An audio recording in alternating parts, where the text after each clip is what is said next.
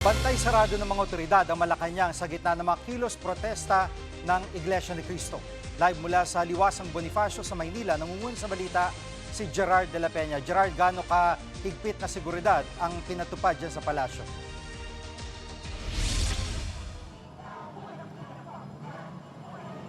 Jiggy, pinasara na nga ng Presidential Security Command ang main gate ng palasyo at ang mga pulis naman binarikadahan na yung mga access points papunta sa Malacanang. Ang paliwanag dito ng palasyo ay kailangan daw itong gawin kahit walang direktang banta sa Pangulo. Pakinggan natin ang pahayag ni Yusek Claire Castro. Para po mas maproteksyonan ang mga nandito sa loob, kasama kayo. At alam po natin na kapag kami ganitong mga klase ng rally, ano naman po ito kasama na po ito sa paghahanda. Protectionan against who kung wala naman pong threat? Hindi po natin alam kung may mangyayari dito, kung may papasok or what. So ito po ang pinaka-opisina ng ating Pangulo. So dapat din po natin itong proteksyonan. Kahit ano pang klaseng rally yan, maliit, malaki, dapat nating proteksyonan.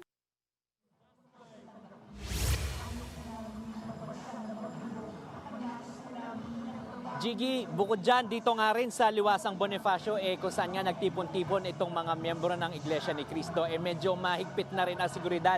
May nakikita tayo mga police personnel at mga personnel ng Philippine Coast Guard na nagbabantay dito. Kung matatandaan natin, kaninang umaga, maagang nagtayo nga ng entablado at ng LED screens itong religious group dito. May mga ralista rin na nagtayo ng kanilang mga tent o tolda. Nakatuon kasi yung panawagan nila para sa pananagutan at mas maigting na kampanya kontra korupsyon. Meron sila mga placard dito at ang isa doon naaalala kong nakasulat ay No to Selective Justice. Narito ang pahayag ng ilan sa kanila.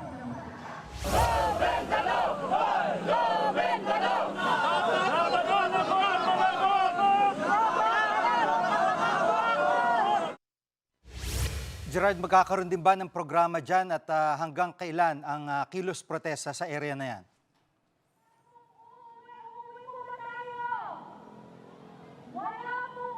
Jiggy, ngayon ongoing itong programa dito at kanina nakakuha tayo ng impormasyon na yung ilang mga sumali sa programa kaninang umaga ay dumiretso rin sa EDSA, pero may nakuha rin tayong impormasyon naman na mukhang hanggang Huwebes pa magtatagal yung mga nandito. Merong mga portales dito na kararating lang at sabi ng mga otoridad mukhang indikasyon ito na magtatagal pa yung mga ralista dito. So yun nga, kahit nga bumuhos ang malakas na ulan kaninang umaga at ngayon medyo umaambon dito ay talagang hindi nagpapatinag itong mga ralista dito.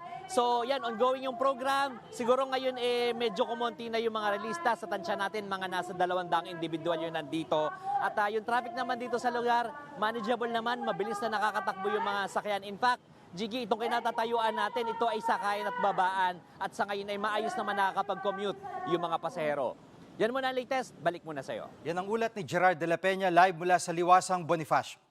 Mga kapatid, Jiggy Manikad po, pagdating sa mahalagang balita sa loob at labas ng bansa, dapat una sa lahat, mag-follow at mag-subscribe na sa social media pages ng News 5.